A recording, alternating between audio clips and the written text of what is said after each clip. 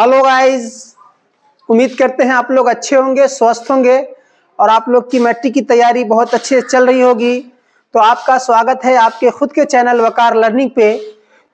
मेरे प्यारे छात्रों, आज मैं जिस टॉपिक का डिस्कशन करने वाला हूं वो मेरा टॉपिक है फिजिक्स का टॉपिक है, जिसमें हम लोग आज पढ़ेंगे F बराबर r/2 सिद्ध करके देखेंगे। एग्जाम में हमारे हर साल बच्चों ये पूछा जाता है, सिद्ध करना पहला चैप्टर से पूछता है सिद्ध करने वाला क्वेश्चन, जिसमें F बराबर r/2 हम लोग आज सिद्ध करेंगे। फिर नेक्स्ट हम लोग अवतल दर्पण में सिद्ध करेंगे 1/v + 1/u बराबर 1/f, ये सिद्ध करेंगे। बच्चों ये अगर हमें अच्छे से आ गया तो मैट्रिक के एग्जाम में हमें 6 नंबर पूरी तरीके से मेरा 6 नंबर कंप्लीट हो जाएगा।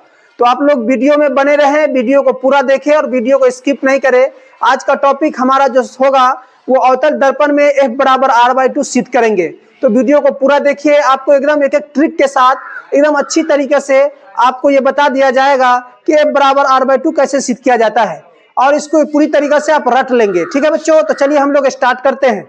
मेरे प्यारे स्टूडेंट, आपको बोर्ड पर दिख रहा होगा जो क्वेश्चन आएगा एग्जाम में कि अवतल दर्पण में सिद्ध करें कि F बराबर r/2।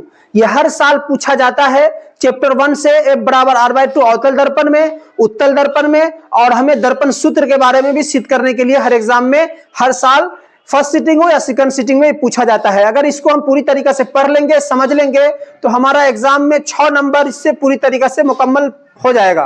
तो आइए इसको हम लोग सिद्ध करेंगे। बच्चों इसको सिद्ध करने से सबसे पहले क्या होता है कि हमें फिगर ड्रॉ करने आना चाहिए। हमें फिगर सीखना होगा कि इसको हम कैसे सिद्ध करेंगे। फिगर जब हम समझ लेंगे तो सिर्फ मेरी बारी रहेगी लिखने का। तो बच्चों आइए हम लोग फिगर सबसे पहले ड्रॉ करके आपको सिखाते हैं। तो बच्चों सबसे पहले हमें करना क्या है कि दर्पण बनाना है। ये जो हमारा है ये दर्पण है। बच्चों ये क्या है? दर्पण है।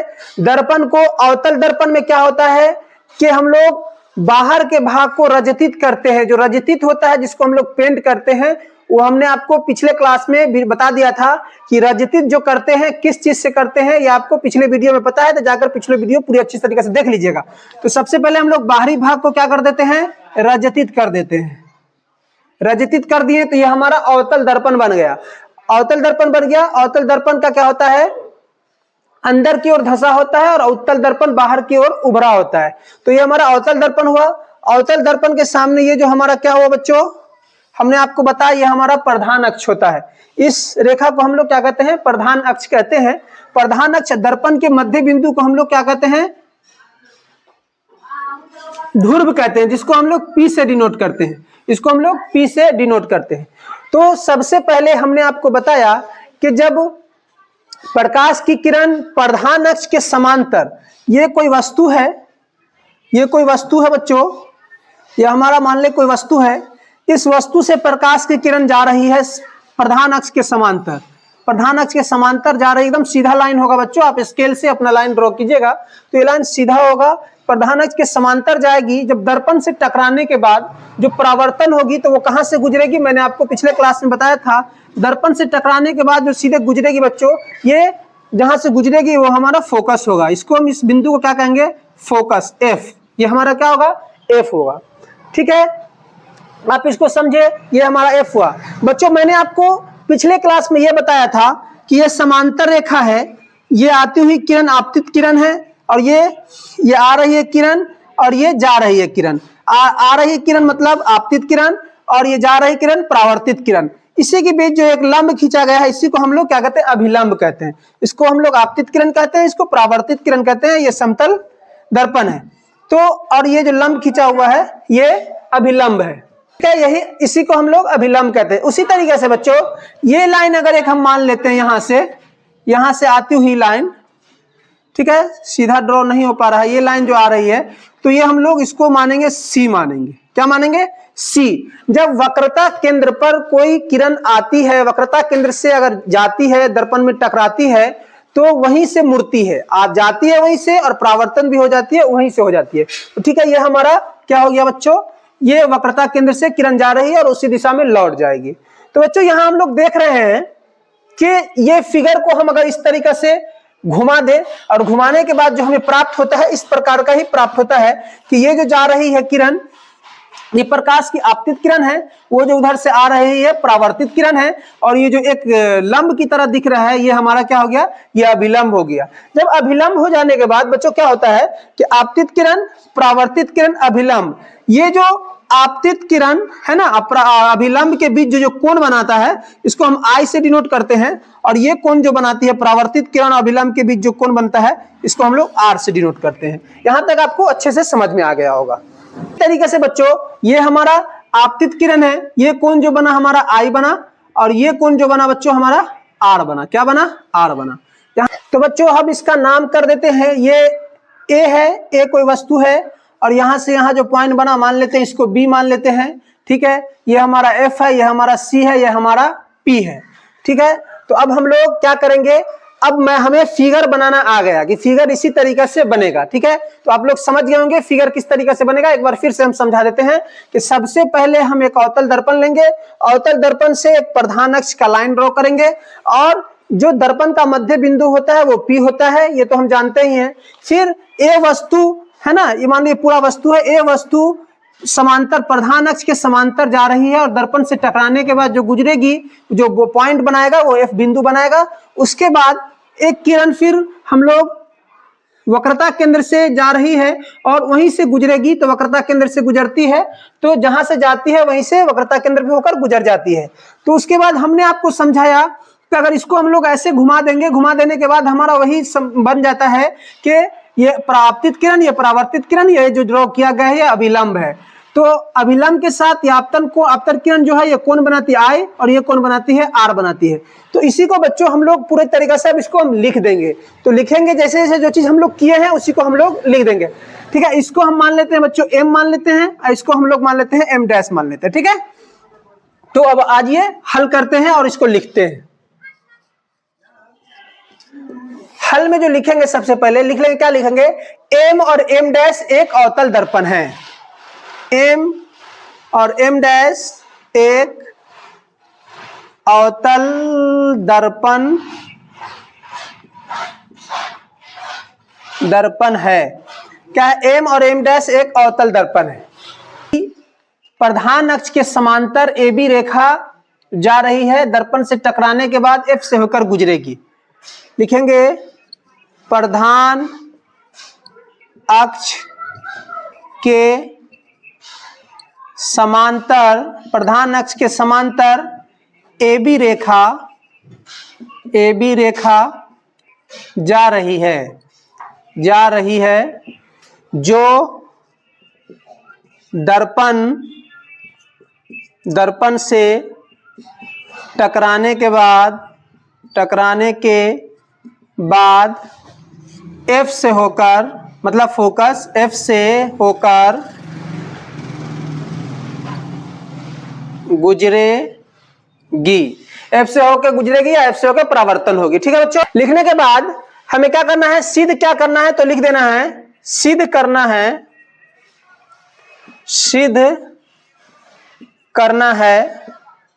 क्या सिद्ध करना है, एफ बराबर आर बाई टू, यही हमें सिद्ध करना है, एफ बराबर आर बाई टू। फ्रेश।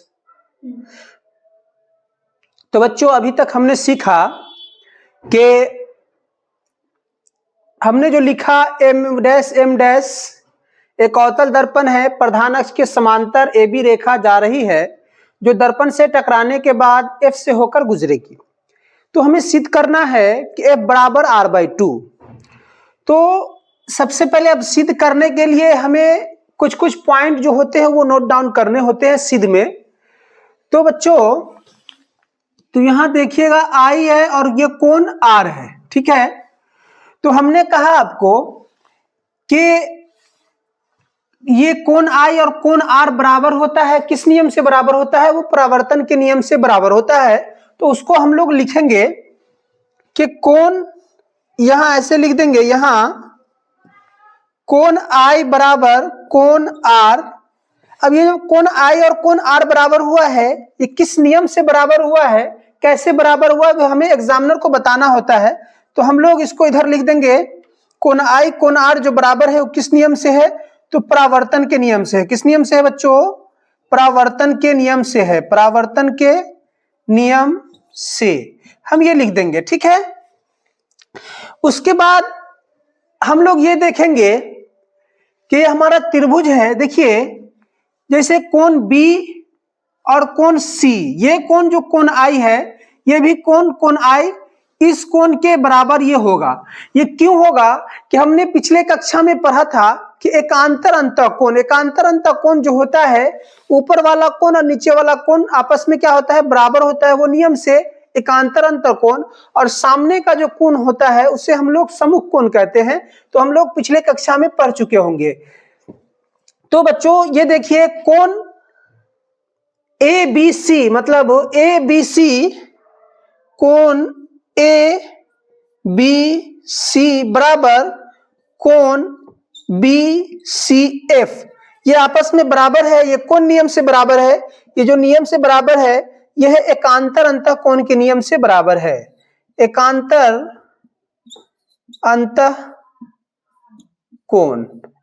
अंतःकोण के नियम से ये कोण बराबर है, आपस में बराबर है। उसके बाद हमें क्या करना है कि त्रिभुज बी सी एफ में लेना है। तो त्रिभुज बीसीएफ में देखिएगा कि कौन कौन भुजा आपस में बराबर है। तो बच्चों मेरे प्यारे छात्रों, हम लोग पढ़ चुके हैं कि जब त्रिभुज में एक भुजा पे जब दो कोण बनती है तो उसको छोड़कर दोनों भुजा आपस में बराबर होती है। जैसे मैं समझा दूं आपको एग्जाम्पल के तौर पे कि जैसे मेरा ये एक त्रिभुज है, मान लेते हैं ये ए है, ये बी है और ये सी है। ए और बी, मान ली ये कोण बना और ये कोण बना, ठीक है। तो किस भुजा पे दोनों कोण बन रहा है? तो हमारा ये भुजा पे ये कोण और ये कोण बन रहा है। इस भुजा पर देखेंगे तो यहां है और यहां खाली है। इस भुजा पे देखेंगे तो यहां बना हुआ है और यहां खाली है। अगर बन रहा है दोनों कोण तो ये ए बी भुजा पर दोनों कोण बन रहा है। तो इसको हम लोग इसको छोड़कर ये दोनों भुजा आपस में क्या हो जाएगी, बराबर हो जाती है। तो मैंने आपको समझाया कि जब त्रिभुज में एक भुजा पे दो कोण बना रहे तो उस भुजा को छोड़कर दोनों भुजा आपस में क्या होगी, बराबर होगी। और त्रिभुज तीन भुजाओं का त्रिभुज होता है। तो इतना आप लोग समझ चुके होंगे। तो हम लोग लिखेंगे त्रिभुज बी सी एफ में, त्रिभुज बी सी एफ में देखिए बी और सी और एफ में, मतलब ये कोण में हम लोग देखेंगे। तो मैंने कहा कि त्रिभुज बीसीएफ में देखेंगे तो ये इसमें दोनों कोण आपस में बराबर होंगे। तो इस भुजा पे ये कोण बना हुआ है और इस भुजा पे ये कोण बना हुआ है। तो इस भुजा को छोड़कर ये भुजा और ये भुजा आपस में क्या हो जाएंगे, बराबर हो जाएंगे। तो हमारा बीएफ बराबर क्या हो जाएगा, सीएफ हो जाएगा। बीएफ बराबर सीएफ हो जाएगा। इसको हम लोग मान लेते हैं समीकरण 1, ठीक है। एक त्रिभुज का काम हम लोग ने कर दिया। अब मेरे प्यारे छात्रों, अब हमें दूसरा त्रिभुज का काम करना है। वो दूसरा त्रिभुज जो हमारा होगा त्रिभुज ए बी सी में हम लोग अब वो काम करेंगे। एक त्रिभुज का काम किया बी एफ सी एफ को। अच्छा एक बात बताइए कि जब ये बी बिंदु को अगर हम धीरे धीरे निकट लाते हैं, मतलब बी बिंदु को पी के निकट लाते हैं, तो बी एफ बराबर पी एफ नहीं हो जाएगा। मान लेते हैं कि ये ड्रॉ करते हैं, ये कोण है, ये बी एफ है, ये हमारा एफ है, ये हमारा बी है। अगर इसको धीरे धीरे ऐसे सटाते हैं तो ये सट के यहां आ जाएगा। तो मतलब कि बी एफ बराबर पी एफ, ये पी है, बी एफ बराबर पी एफ हो जाएगा। हम लिख सकते हैं इसको। हमने आपको बताया कि इस बी बिंदु को अगर धीरे धीरे हम इसको ला रहे हैं नीचे, यहां पे लाके सटा दे रहे हैं, तो हमारा बी एफ बराबर पी एफ हो जाएगा। तो बच्चों उसी को हम लोग लिखेंगे कि जब पी बिंदु को पी के निकट लाने पर, जब बी बिंदु को पी के निकट लाने पर, जब हम बी बिंदु को पी के निकट लाएंगे तो हमारा क्या हो जाएगा, बी एफ बराबर पी एफ हो जाएगा। क्या हो जाएगा, बी एफ बराबर पी एफ हो जाएगा। ये हमारा समीकरण 2 हो गया। मेरे प्यारे छात्रों, अब यहां देखिए कि हमें निकालना था, सिद्ध करना था F बराबर R/2। अच्छा बताइए, अगर हमको P से C की दूरी तय करना है तो प्यारे स्टूडेंट अब देखिए, अगर हमें P से C की दूरी तय करना है, PC बराबर हमें सबसे पहले यहां आना होगा, उसके बाद यहां पहुंचना होगा। तो हम लोग लिख सकते हैं, अगर मान लिया जाए कि P से C की तरफ जाना है तो हमें एक ब्रेकर है, ब्रेकर को पार करके C पर पहुंचना है। तो बच्चों हम लोग PC बराबर क्या लिख सकते हैं? PC बराबर PF प्लस CF, ये दोनों को हमें पार करना होगा। तो PC बराबर हम लोग लिख देंगे PF प्लस CF, क्या लिख देंगे? CF।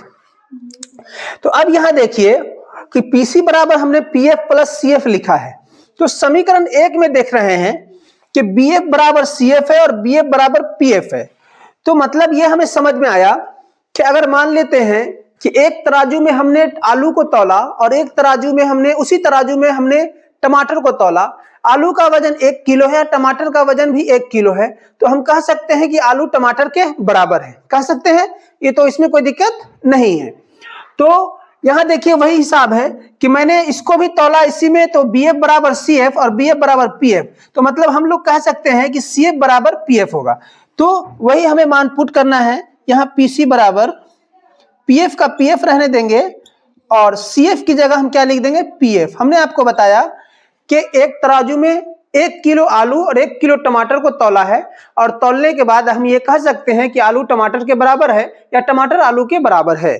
तो मेरे प्यारे छात्रों, CF बराबर PF मैंने लिखा, तो PF कितना हो जाता है? ये आप लोग जानते हैं, PF 2F हो जाएगा। PC बराबर PF क्या हो जाएगा? 2PF हो जाएगा। तो अब बच्चों यहां देखिए कि P से C की दूरी को हम लोग क्या कहते हैं? P से C की दूरी जो होती है गोलीय दर्पण में, P से C की दूरी को हम लोग क्या कहते हैं? वक्रता केंद्र कहते हैं। वक्रता केंद्र को तो हम लोग C से डिनोट करते हैं, मगर इसको हम लोग वक्रता त्रिज्या भी कहते हैं। क्या कहते हैं? त्रिज्या कहते हैं। ये जो हमारा ये बिंदु है, अगर किसी वृत्त का मूल बिंदु जो होता है उसे हम लोग त्रिज्या कहते हैं। तो त्रिज्या बराबर क्या होता है? यहां हम लोग लिखते हैं, जगह की कमी है, यहां हम लोग लिखते हैं PC बराबर 2PF। तो PC बराबर हम लोग क्या कहते हैं? PC को R कहते हैं और 2 के 2, और P से F की दूरी को हम लोग क्या कहते हैं मेरे प्यारे छात्रों? P से F की दूरी को हम लोग क्या कहते हैं? फोकस दूरी कहते हैं। अगर फोकस दूरी पूछा जाए एग्जाम में तो क्या किसे कहते हैं? तो P से F की दूरी को, P से F के बीच की दूरी को हम लोग फोकस दूरी कहते हैं, और फोकस को हम लोग F से डिनोट करते हैं। तो PF बराबर हम लोग F लिख देंगे। और हमें क्या सिद्ध करना है? F बराबर R/2। तो F का मान हम लोग जब निकालेंगे तो F बराबर क्या हो जाएगा? R/2 हो जाएगा। यही मेरा प्रूव हुआ। कितनी आसानी से मैंने आपको F बराबर 2 बनाकर सिखाया। तो आशा करते हैं आपको F बराबर 2 अवतल दर्पण में अच्छी तरीके से समझ में आया होगा। एक प्यारे स्टूडेंट, मेरे प्यारे छात्रों, आपको हमारा ये वीडियो बहुत अच्छी तरीके से पसंद आया होगा। तो आपसे एक रिक्वेस्ट है, अगर यहां तक आपने हमारा वीडियो देखा है तो आपसे एक रिक्वेस्ट है कि आप हमारे चैनल को सब्सक्राइब करें, लाइक करें, कमेंट करें और शेयर करें, और अपने दोस्तों के बीच ज्यादा से ज्यादा शेयर करें। बच्चों ये ऐसा क्वेश्चन है, ये ऐसा एग्जाम है मैट्रिक जो हमारे 10 सालों के बाद आता है। पूरी मेहनत और मशक्कत करने के बाद पहला बोर्ड एग्जाम होता है, जो पहली सीढ़ी है हमारी जिंदगी की, पहली मंजिल की पहली सीढ़ी है, मंजिलों की पहली सीढ़ी है। इसके बाद ही हम लोग आगे बढ़ते हुए जाएंगे। तो आप लोग से मैं बहुत विनती के साथ कहता हूं कि मैट्रिक की तैयारी मेहनत से करें, मेहनत से करें। वक्त बहुत कम है बच्चों, और इस सवाल को आप रट लेंगे। इस सवाल को मतलब इतना बना लें, इतना मगर आसान है कि 6 नंबर आपका मैट्रिक में फिजिक्स के पहले चैप्टर से 6 नंबर एकदम कंप्लीट हो जाए। तो बच्चों फिर मिलेंगे आपको नेक्स्ट वीडियो के साथ। वो जो मेरा नेक्स्ट वीडियो होगा, मैंने आपको सिखाया अवतल दर्पण में, अब उत्तल दर्पण में आपको मैं यही F बराबर R/2 सिद्ध करके बताऊंगा, और उसके बाद दूरी सूत्र जो होता है दर्पण का दूरी सूत्र, वो भी सिद्ध करके बताऊंगा। तो चलिए फिर मिलेंगे आपको नेक्स्ट वीडियो के साथ, इसी उमंग के साथ। तब तक के लिए हमें दे इजाजत।